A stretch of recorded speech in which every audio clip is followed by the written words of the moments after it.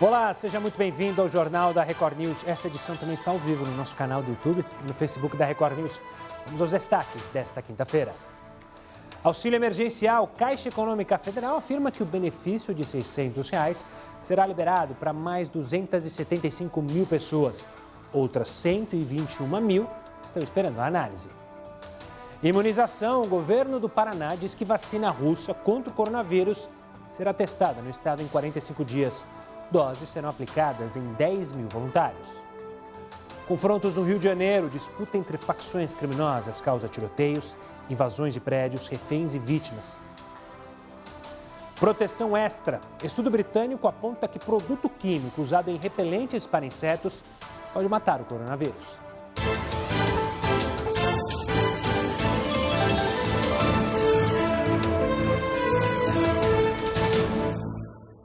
Foram mais de 24 horas seguidas com tiroteios, invasões de prédios, reféns e vítimas, tudo isso no centro do Rio de Janeiro. O motivo é uma disputa entre facções criminosas que acontece desde ontem. O patrulhamento continua reforçado nos acessos ao complexo de São Carlos, na região central do Rio. O repórter Rael Policarpo tem mais informações. Uma boa noite, Rael. Boa noite, Gustavo. Neste momento, os policiais não podem deixar a região, pois há informações de que traficantes rivais continuam no interior da comunidade, o que gera risco de novos confrontos. O momento mais tenso do dia foi quando os policiais conseguiram render os criminosos que, na fuga, invadiram uma casa e fizeram a moradora refém. Foram 4 criminosos que se renderam, entre eles o homem apontado como o chefe dessa invasão ao complexo do São Carlos. Ele estava com a perna machucada e, sob custódia, foi levado numa espécie de rede até a ambulância. Logo depois, eu consegui conversar com exclusividade com a mulher, que ficou quase 6 horas sob a mira dos criminosos. Em todo momento eu pensei que eu ia morrer. Por quê? Tinha um que era muito agressivo. Teve um momento que ficou muito tenso quando ele viu que os policiais secaram a casa. Foi o pior momento da minha vida. Obrigado, Rael. E olha, a pandemia aumentou os gastos mensais dos brasileiros. É o que mostra uma pesquisa da Confederação Nacional de Dirigentes Lojistas. De acordo com a Confederação, 4 em cada 10 brasileiros afirmam que as despesas aumentaram, principalmente com gastos no supermercado, com produtos e serviços e também com a elevação no valor das contas básicas, como água e luz. A pesquisa revela que 47% dos entrevistados têm passado mais tempo em casa e é exatamente por isso que os gastos são maiores. E as queimadas que aconteceram no ano passado na Amazônia foram associadas a mais de 2.000 internações por doenças respiratórias. Os dados são de um levantamento conjunto da ONG Human Rights Watch, que é do Instituto de Pesquisa Ambiental da Amazônia e do Instituto de Estudos para Políticas de Saúde. De acordo com o relatório, 2.195 pessoas foram internadas em hospitais por causa das diversas queimadas que aconteceram no ano passado. Desse total, quase 500 eram crianças com menos de 1 ano e mais de 1.000 tinham em torno dos 60 anos. Cada um dos pacientes ficou internado em média por 3 dias. De acordo com o Instituto, é possível que essa não seja a quantidade real dos prejudicados, porque há pessoas que ficaram doentes, mas não procuraram os serviços de saúde. Além disso, existem os casos de pacientes que tiveram problemas sérios, mas não precisaram continuar no hospital. Ainda segundo esse relatório, em agosto do mesmo ano, quase 3 milhões de moradores de 90 municípios da região amazônica tiveram que conviver com níveis de poluição atmosférica, que estão acima do limite estabelecido pela Organização Mundial da Saúde. No mês seguinte, essa quantidade saltou para 4 milhões e meio. É comum que as queimadas aconteçam depois que as árvores são derrubadas, geralmente de maneira ilegal. Os responsáveis pela derrubada fazem isso para preparar o terreno para agricultura, pastagem ou então especulação das terras. A fumaça é rica em poluentes que são ligados às doenças respiratórias e também cardiovasculares. Para fazer esse estudo, os pesquisadores avaliaram os dados oficiais sobre internações, desmatamento e focos de calor, qualidade do ar e ainda entrevistaram 67 profissionais de saúde, autoridades e também pesquisadores da Amazônia. O governo do Paraná disse que a vacina russa contra o coronavírus será testada no estado em 45 dias. As doses serão aplicadas em 10 mil voluntários. Os testes serão colocados em prática depois da aprovação da Agência Nacional de Vigilância Sanitária, Anvisa. No último dia 12, o governo do estado e a Rússia assinaram um acordo para o desenvolvimento da vacina Sputnik. E nesta quinta-feira, a gestão estadual se reuniu com a direção da Anvisa para receber detalhes sobre o protocolo de validação da fase final de testes da vacina. Depois desse documento, a última fase vai poder ser realizada aqui no Brasil. E as vendas online se tornaram uma saída para inúmeros brasileiros contornarem o desemprego durante a pandemia. O Heródoto Barbeiro tem mais informações e números sobre dados importantes sobre essas vendas online. Olá, Heródoto.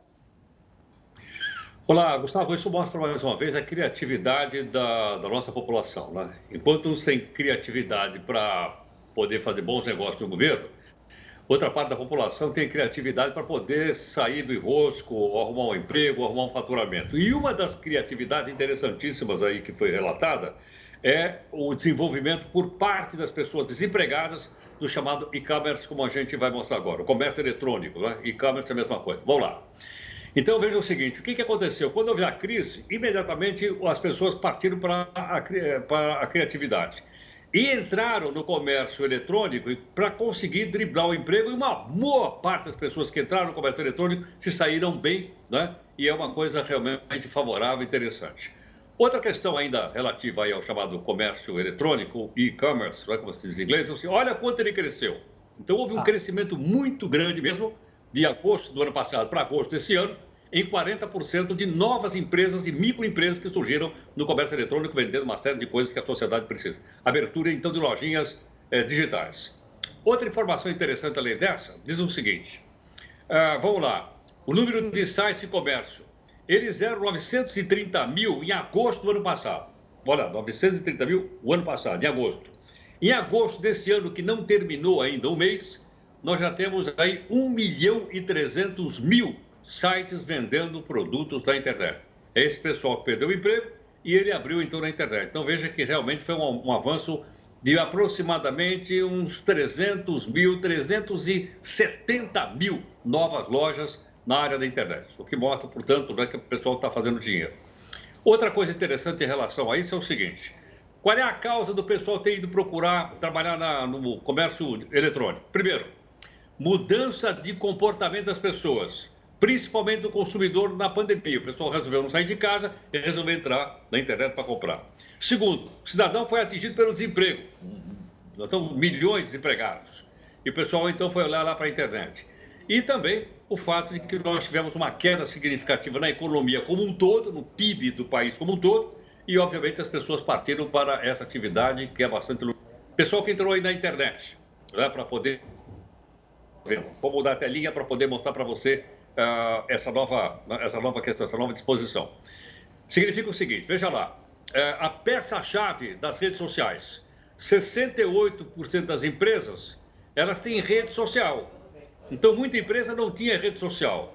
Agora, 68% das empresas que atuam na internet têm também as redes sociais, então tem um diálogo e uma proximidade mais rápida com o consumidor de uma forma geral.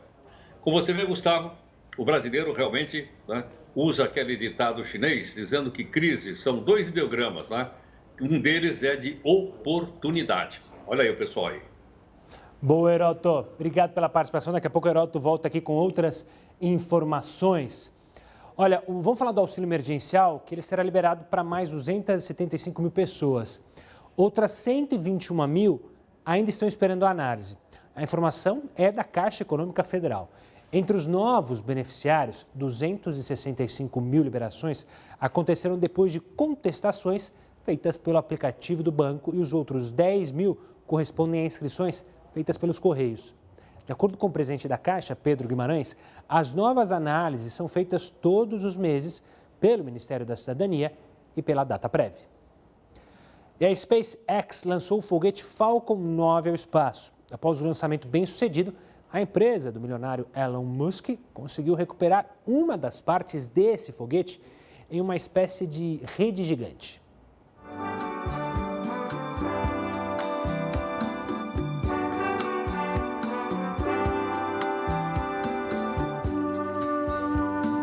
O vídeo postado por Elon Musk, CEO da SpaceX, mostra esse resgate de uma peça do foguete. E a operação não é à toa. A chamada carenagem é avaliada em cerca de 33 milhões de reais. A função dela é dar mais poder aerodinâmico ao foguete e também proteger a carga do nariz do veículo. Depois do lançamento do foguete, as duas metades da carenagem se soltam e aí voltam para a Terra com a ajuda dos paraquedas. A SpaceX então usa barcos que são autônomos para recuperar uma das partes da peça. Isso para que ela possa ser reutilizada em missões futuras. A outra metade da carenagem caiu no mar e teve que ser pescada por um outro barco. Ainda não é possível saber se o equipamento poderá ser reutilizado, já que a água do mar pode prejudicar o funcionamento dele. O foguete Falcon 9 conseguiu levar 58 satélites para a órbita terrestre. O lançamento, 100ª missão da empresa, trouxe mais um recorde para o Musk. O maior número de vezes que o foguete foi reutilizado. Isso porque o primeiro estágio do Falcon 9 já foi recuperado 6 vezes. E uma pesquisa publicada hoje mostra que cientistas estão tentando rejuvenescer órgãos de pessoas mais velhas para tornar os transplantes viáveis. Se der certo, o método vai ajudar a diminuir as filas de transplantes. Você vai entender como funciona isso no próximo bloco. Continue conosco.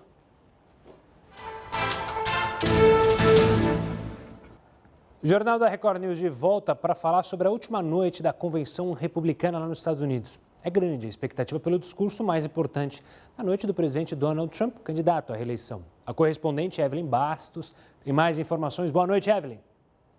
Oi, Gustavo. Muito boa noite para você, boa noite a todos. O presidente Donald Trump vai fazer esse discurso direto da Casa Branca e essa vai ser a primeira vez que um governante aceita a indicação de um partido para concorrer à reeleição da sede oficial do governo. Durante esse discurso, o presidente deve falar de assuntos bem atuais, como os protestos que têm acontecido no país e a crise do coronavírus. Ele também deve destacar os bons números da economia durante o mandato e as conquistas nas relações diplomáticas com o Oriente Médio. Eu volto com você, Gustavo. E hoje estreia a coluna do jornalista Rodrigo Constantino, aqui no Jornal da Record News e também no portal R7. Todos os dias o colunista vai fazer uma análise crítica dos principais fatos do Brasil e do mundo. O assunto de hoje é trabalho infantil. Bolsonaro causou mais uma polêmica essa semana ao falar que é mais fácil encontrar uma criança fumando um paralelepípedo de crack do que trabalhando. A esquerda ficou empolvorosa e partiu para o ataque, mas o presidente está certo. Nossas leis trabalhistas são rígidas demais mesmo. Ninguém deseja crianças trabalhando em minas de carvão ou carregando saco de cimento em obra. Não é disso que se trata. Esse é um espantalho criado pela esquerda para encerrar um debate necessário. Todos queremos o melhor para as crianças e por isso não podemos aceitar esse monopólio das virtudes, ainda mais dessa turma que prega sexualização precoce, chama de arte criança tocando em homem nu e acha fofo menino que se sente menina. O fato é que leis não garantem os resultados. Em Cuba, ou mesmo no Nordeste brasileiro, já é proibido vários tipos de trabalho de criança. E nem assim nós deixamos de ver, por exemplo, prostituição infantil, que é uma lástima. É preciso, portanto, debater como melhorar de fato a situação dessas crianças. Pais colocam filhos para trabalhar quando é uma necessidade. São os maiores interessados no futuro dos filhos. Antigamente era muito comum a criança ter de trabalhar para ajudar na renda familiar. Desde a Revolução Industrial, foi o capitalismo que trouxe progresso e permitiu tirar a maioria das crianças dessa condição e proteger mais a infância. Segundo o Banco Mundial, a proporção de crianças de 10 a 14 anos na força de trabalho em países emergentes caiu de 23% em 1980 para 12% em 2000. Nos países asiáticos, a queda foi ainda maior, de 26% para 8%. Isso foi graças ao avanço econômico, turbinado pela globalização. Os pais não colocam seus filhos para trabalhar por maldade ou indiferença, mas, repito, por necessidade. E há trabalhos e trabalhos, claro. Crianças podem ajudar em muitas tarefas, aprender a ter mais responsabilidade e disciplina. Sem dúvida é melhor esses jovens estarem empacotando compras ou ajudando os pais numa quitanda do que ficarem vagabundeando pelas ruas ou então aprendendo, entre aspas, a se tornar um militante petista em certas escolas, não é verdade? Uma pesquisa publicada hoje mostra que cientistas estão tentando rejuvenescer órgãos de pessoas mais velhas para tornar os transplantes viáveis. Existem vários casos em que a doação de órgãos acaba sendo inválida. Pode acontecer dos órgãos estarem infectados, isso por alguma doença ou até mesmo por serem velhos. Mas cientistas do segundo maior hospital de ensino de Harvard, isso nos Estados Unidos, estão avaliando uma nova classe de medicamentos que elimina as células velhas. A equipe apresentou evidências de que os senolíticos, remédios que são utilizados contra o envelhecimento, podem ajudar a rejuvenescer os órgãos. De acordo com a Associação Brasileira de Transplantes de Órgãos, só aqui no Brasil, o número de transplantes de rins, fígado, coração e pâncreas, registrado em abril desse ano, é 34% menor do que no mesmo período do ano passado. A pandemia é um dos fatores que contribuiu para essa diminuição. Mas esse novo estudo pode trazer a esperança para quem precisa de doações por minimizar a lista de espera para os transplantes. Durante a pesquisa, foi descoberto que as células responsáveis pelo processo de envelhecimento podem se acumular e também provocar uma resposta imunológica, que leva à falha e também à rejeição dos órgãos. Os pesquisadores identificaram que o uso dos medicamentos anti-envelhecimento forçam essas células a voltarem ao seu ciclo celular. O estudo foi feito inicialmente com camundongos e a conclusão foi bastante positiva. A sobrevivência de órgãos velhos tratados com esses remédios foi compatível à de órgãos de doadores que são jovens. É importante ressaltar que ainda são necessários mais estudos para entender o efeito de tudo isso em humanos. O presidente Jair Bolsonaro assinou o decreto que cria a Autoridade Nacional de Proteção de Dados, órgão que vai fiscalizar justamente o cumprimento da Lei Geral de Proteção de Dados. Mas o que diz essa lei? Ronaldo Lemos, advogado especializado em proteção de dados, vai explicar sobre essa lei que a gente já falou bastante, mas agora que ela passa a valer. De forma geral, Ronaldo, o que significa essa lei? Qual é o objetivo dela? E antes de mais nada, uma boa noite. Boa noite, Gustavo. Bom, essa lei ela é baseada no modelo europeu, né, de proteção de dados. Hoje no mundo há mais de 120 países que possuem um modelo similar ao que o Brasil adotou.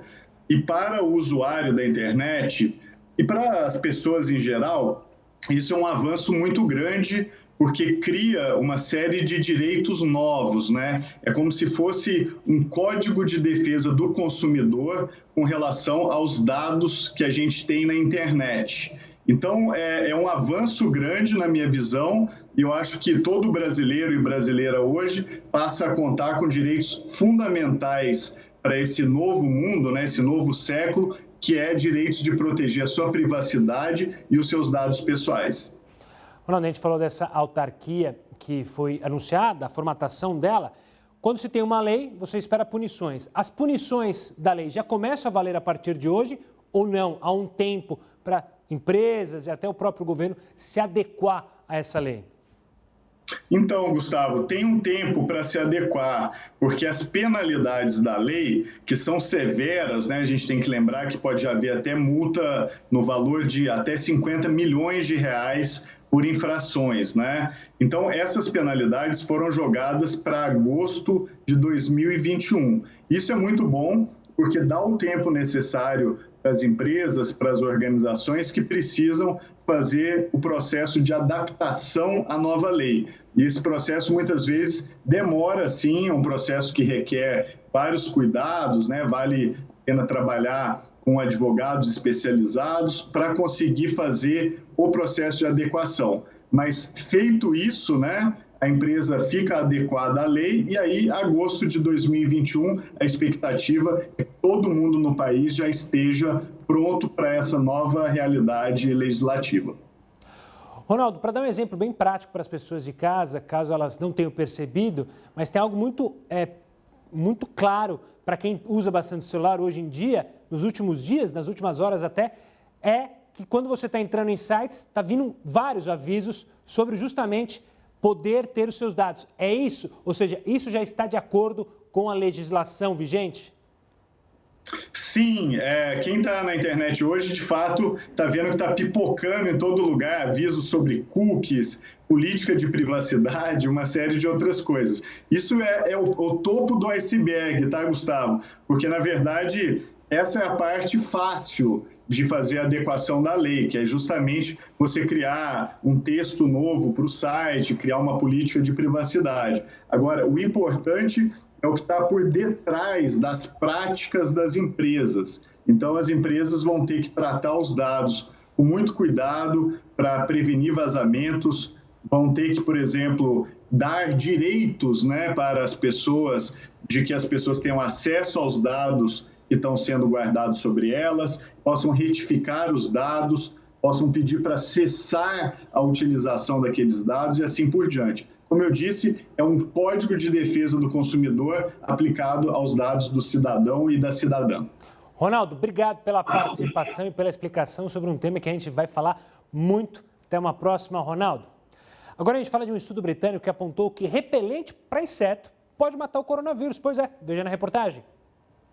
Uma pesquisa publicada pelo Laboratório de Ciência e Tecnologia em Defesa da Grã-Bretanha, cientistas descobriram que um produto químico usado em repelentes de insetos chamado citriodiol, cujo componente ativo vem do eucalipto, pode neutralizar a Covid-19 e ajudar no combate à doença. Segundo os pesquisadores, essa substância, usada em produtos contra mosquitos, possui propriedades antivirais, aplicadas ao vírus tanto no estado líquido quanto numa superfície.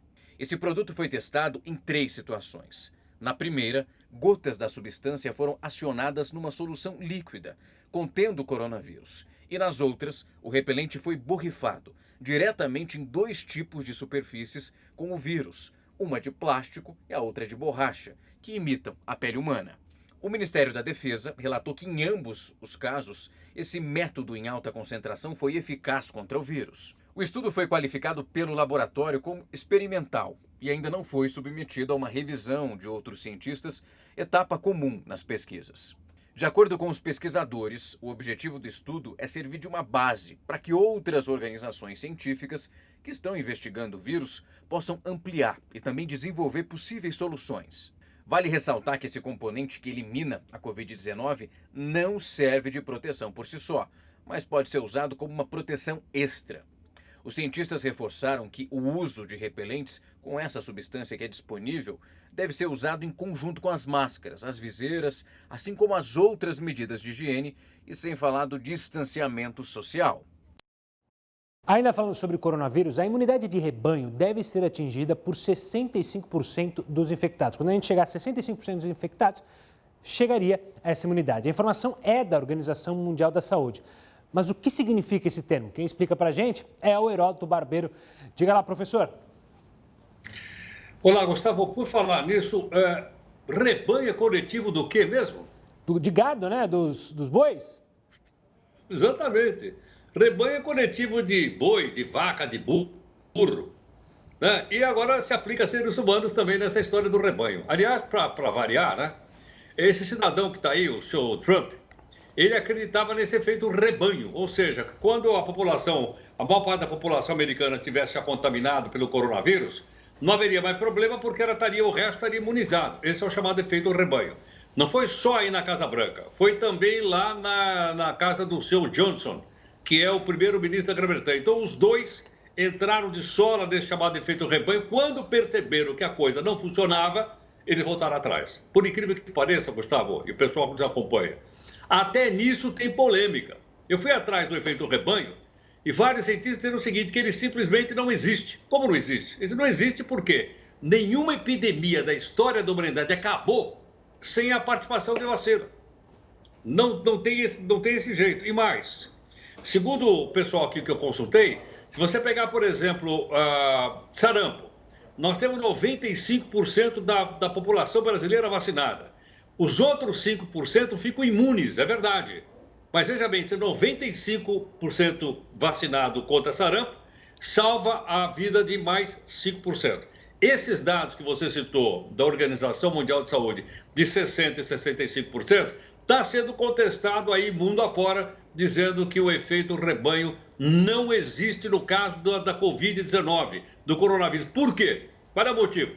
Porque ninguém conhece o vírus, ninguém sabe como ele se comporta, ninguém sabe exatamente qual é o percentual. eu acho que é mais um chute dado pela Organização Mundial de Saúde, o que mostra, portanto, que a única saída qual é? A gente esperar o mais rapidamente possível que as vacinas cheguem e todos nós possamos ser vacinados. É isso aí, Gustavo.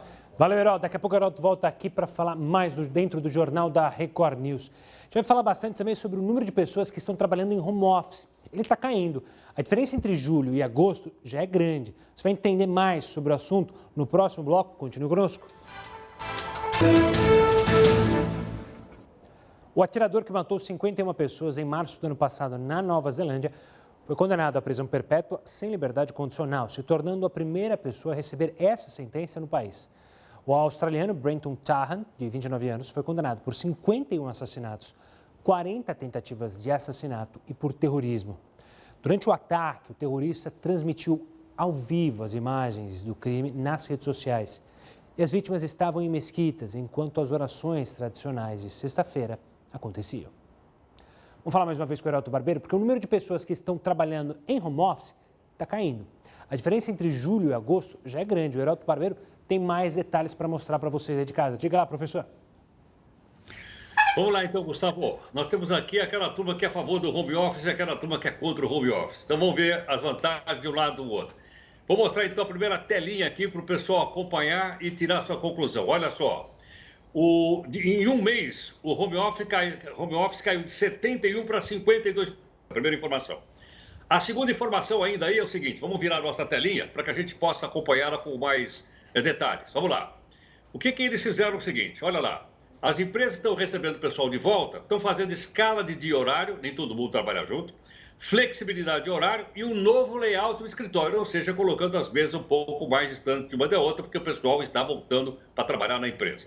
Outra informação além dessa. Vamos virar nossa telinha também para a gente ter outra informação. Agora a medida adotada para retomar. Cidadão chega para trabalhar. Não tem reunião presencial. Não tem treinamento. Proibição na participação de eventos presenciais da empresa. E novas alternativas de deslocamento para que as pessoas possam ir para casa e voltar sem nenhum problema para as empresas que estão chamando seus funcionários de volta. Outra informação, então, da próxima telinha aqui para a gente ver. Vantagem do retorno, maior controle das horas trabalhadas, tanto pela empresa quanto pelo trabalhador. Porque aí começa uma discussão de saber se em casa trabalha mais do que trabalha quando está lá na empresa, ok? Essa é a informação. Preferência, 51% gostariam de voltar ao trabalho presencial, ou seja, voltar para trabalhar no escritório ou na redação. 32% não, 32% quer continuar permanecendo no home office, em casa. Por que razão? Vou mostrar agora na próxima telinha. Vamos lá. Pessoal a favor do home office. Medo de contrair coronavírus, querem ficar em casa. Evitar deslocamento de transporte público, querem ficar em casa. Acham que tem maior produtividade e concentração em casa. E tempo para atividades particulares, como fazer um cafezinho, tomar um chazinho, etc, etc. Agora vamos a outra turma, que é a turma contrária ao home office. Contra. Não tem convivência com os colegas. Ele acha que lá no escritório a produtividade é maior e a concentração também. Saúde mental para sair de casa e melhora o resultado dos negócios. Então aí está, Gustavo, uma turma de um lado, outra turma do outro. E eu queria confessar para você o seguinte, eu estou a favor dessa turma aí, que é a favor de acabar com o tal do home office, que já deve estar fazendo parte do dicionário de português. Home office agora virou uma palavra portuguesa. É verdade, de fato, hoje em dia todo mundo sabe bem o que é home office, mesmo sendo uma palavra de outra língua. Heródoto, a gente se encontra amanhã aqui no Jornal da Record News, no mesmo horário de sempre. Olha, os protestos contra o racismo que aconteceram nos últimos dias impactaram de alguma forma a corrida eleitoral nos Estados Unidos? Como estão Joe Biden e Donald Trump na disputa pela presidência? É o que você vai saber e entender daqui a pouquinho aqui no Jornal da Record News. Os protestos contra o racismo que acontecem nos últimos dias impactam de alguma forma a corrida eleitoral nos Estados Unidos? Ao fim das convenções, como é que estão Joe Biden e Donald Trump? Leonardo Trevisan, professor de Relações Internacionais da SPM e da PUC, vai analisar conosco. Professor, obrigado pela participação aqui conosco no Jornal da Record News. Vamos começar então falando justamente sobre essas questões raciais. Hoje, ou nos últimos dias, tivemos um embate, principalmente entre os jogadores da NBA, capitaneados ali por LeBron James, com Donald Trump. O quanto da questão racial pode influenciar a eleição americana? Uma boa noite. Boa noite. Obrigado pelo convite. Então, professor, como eu... Olha, diga lá. Olha, a sua pergunta é básica, né? Se nós observarmos com alguma cautela os últimos acontecimentos nos Estados Unidos, o que nós percebemos é que a questão racial ocupa muito das preocupações no noticiário, ocupa muito das preocupações nas ruas. Agora, nós não sabemos como é que a questão racial está sendo consumida, está sendo entendida pelo eleitor médio americano. 80% dos Estados Unidos vivem nos subúrbios, são um eleitor branco, um eleitor que tem medo, um eleitor que tem uma série de situações de pânico, e Trump sabe como ninguém como utilizar.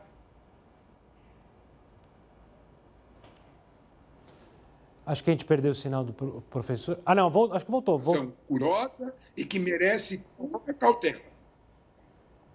O professor está na escuta com a gente só deu picotou um finalzinho, mas deu para entender bem sobre essa questão. Professor, hoje a gente tem a última convenção com o discurso de Donald Trump. Na última convenção dos republicanos, Joe Biden não cresceu nas pesquisas. E isso normalmente é algo sério assim, para a eleição, né? Normalmente os candidatos crescem após as convenções, né? Exatamente. Se nós olharmos a questão da convenção, especificamente a convenção do Trump, depois a do Biden, a convenção do Trump vem de duas realidades. Ele vem de medo, invoca uma série de circunstâncias que, se ele não for eleito, o povo norte-americano sofrerá, e ele vem de ele mesmo. É completamente diferente da proposta democrata. A proposta democrata vendeu ideias, a proposta democrata vendeu o que estava resumido na posição do candidato Biden: decência, ciência e democracia. Não é esta a visão que o eleitor republicano tradicional está acostumado. Não é esta também uma visão que o eleitor democrata moderado está acostumado. É preciso uma certa cautela sobre o dia a dia até as eleições. Nós temos muito claro que o eleitor americano, ele vota com uma série de medos, com uma série de situações em que ele pensa duas vezes. Trump usa como ninguém esse aparato do medo. Enquanto na convenção democrata houve um cenário composto de diferentes visões de mundo, diferentes realidades, na convenção republicana, o que apareceu foi exclusivamente Trump, sua família e uma ideia. Qual é essa ideia? Sem a minha presença, os americanos não estarão seguros. A ideia essencial é a do medo. Nós precisamos ter muita cautela, porque parte considerável, como algumas pesquisas já estão revelando, parte considerável do eleitor americano está escondendo seu voto. Professor, obrigado pela participação aqui conosco. A gente ainda vai falar muito sobre essa eleição, que promete ser uma das mais acirradas da história americana, como já é de costume. Mudando um pouco de assunto, cirurgias de tireoide livres de cicatrizes são as novas aliadas para a qualidade de vida dos pacientes. A conquista é graças a um método que se destaca por não ser invasivo. Desde que descobriu um cisto na glândula tireoide durante exames de rotina, a Renata faz os acompanhamentos médicos. O tumor é benigno e não oferece riscos. Mas caso haja necessidade de uma intervenção cirúrgica, ela já optou pelo novo método. Com certeza, né? Não faria um procedimento hoje invasivo como a cirurgia, sem saber que a técnica hoje não deixa cicatriz, com certeza. Nas salas de cirurgia, as equipes médicas unem saúde e estética. Com a técnica Toetiva, que era oferecida apenas em algumas capitais, o acesso até a tireoide dispensa os métodos convencionais, que exigem cortes na região do pescoço. Esse acesso ele é feito por dentro da boca, né, pelo vestíbulo da boca, e a gente vai dissecando então até chegar na tireoide, que é ao contrário do como a gente fazia, que a gente faz um corte na base do pescoço e sobe para operar a tireoide. Nesse caso é o contrário, a gente vem de cima para baixo. A glândula produz hormônios que regulam o metabolismo. Com a retirada, são medicamentos que passam a auxiliar o paciente. A intervenção dura em média 2 horas. Toda a visualização é feita com microcâmeras de alta definição, favorecendo diagnósticos também considerados vitais para o procedimento. A técnica Toetiva surgiu na Ásia com cirurgiões da Tailândia e logo chegou aos Estados Unidos. O procedimento em Campos é pioneiro no interior do Rio de Janeiro. A paciente recebeu alta médica no dia seguinte à retirada da tireoide. O caso é considerado um sucesso. Sem curativos no pescoço, são afastados riscos de bactérias e até a necessidade do uso intenso de lenços ou roupas de golas para a proteção da pele pela luz solar. O pós-operatório é marcado por menos dores e conforto com a aparência. A gente tem que lembrar que a maioria dos pacientes que a gente opera com nódulo de tireoide, né, são mulheres jovens. É uma doença que acomete mais as mulheres, né? Então, tem essa questão estética que é importante, né? Então, é uma coisa que a gente leva em conta também quando vai indicar uma cirurgia. E o Jornal da Record News fica por aqui. Tenha uma ótima noite. Eu encontro vocês amanhã, mas você fica muito bem informado agora com Rafael Algarte e Hora News da edição das 10. Tchau.